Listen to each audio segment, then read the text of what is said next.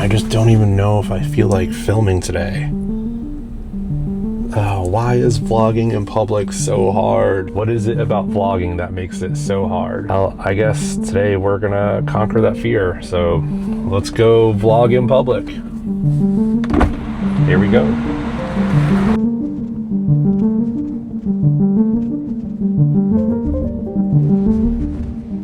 You know, I almost wasn't gonna film today. I had every excuse not to do it, but I kind of knew it was one of those things where, like, if I didn't do it today, I probably wasn't going to.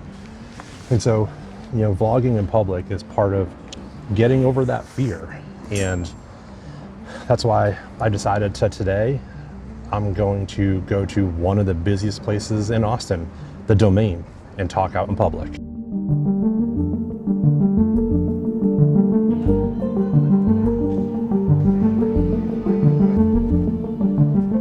I think one of the things that holds back a lot of creators early on from starting their YouTube channel or just even going down that path is the thought of having a camera and talking in public, you know, talking while there's people walking by. You know, I'm here in a public space and there's people behind me that are having lunch. You know, there's people over there that are walking by.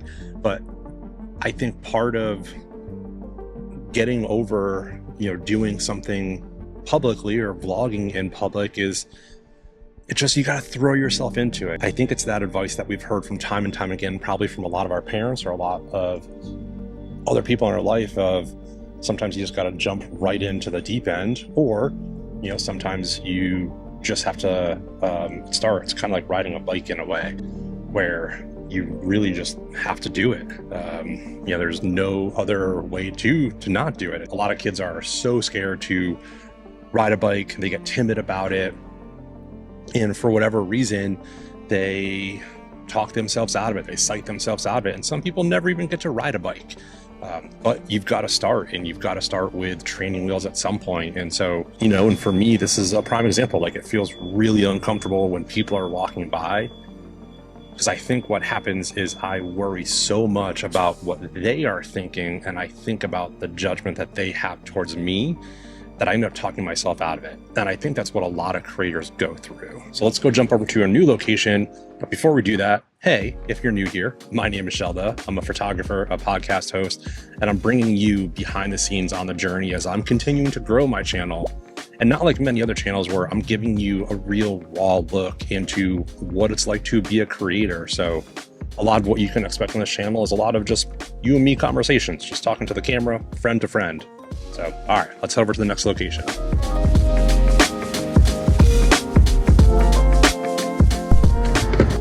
Okay, so I found our next location, and this is a little bit quieter. It's kind of by the movie theater here at the Domain. And the reason why I went up here is, well, one, it's still got people around it. It's still in public, but it's a little less busy. And so for somebody who's just starting out vlogging in public, I would highly suggest putting yourself in places where it's still kind of public, but it's also, you know, it's still kind of safe to do that. And man, the lighting's not great. Let's try to move this around. There we go. That's much better. So I actually wanted to sit over there. That way I would have people in the background. Because what I've started to learn is if I'm vlogging in public, if I can't see the people that are walking by, it's a lot easier. But like I was saying earlier, why do we worry about judgment so much? Like, have you ever taken a second to think about that? You know, we could be walking by complete strangers, whether at the mall, the airport, maybe an amusement park, and we're so worried about what everyone else around us is thinking about ourselves, when we'll really never get to know those thoughts. And two, what does it even matter, right? We don't know these people. They're complete strangers. So why are we putting so much of our life into just what complete strangers think? It's so weird if you think about it. You know, the more I think about vlogging and why it's so hard for people to start, it's actually not that. It's not starting that's the hard part.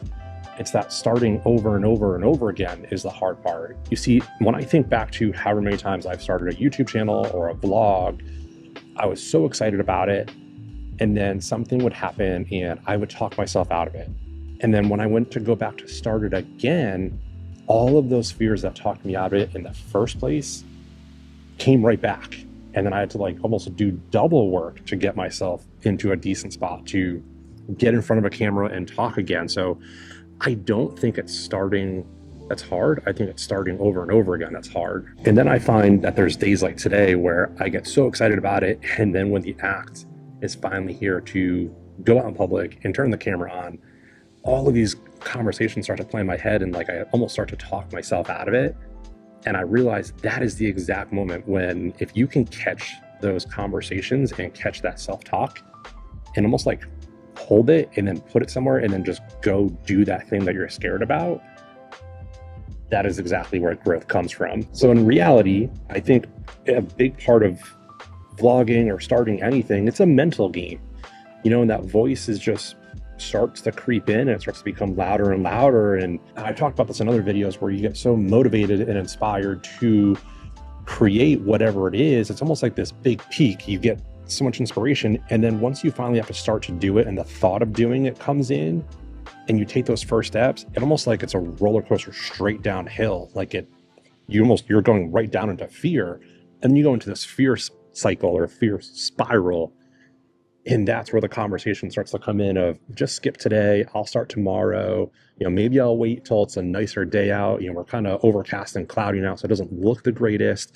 And so you just start to come up with every excuse that you possibly can. It is starting to rain a little bit, so let's head back to the car.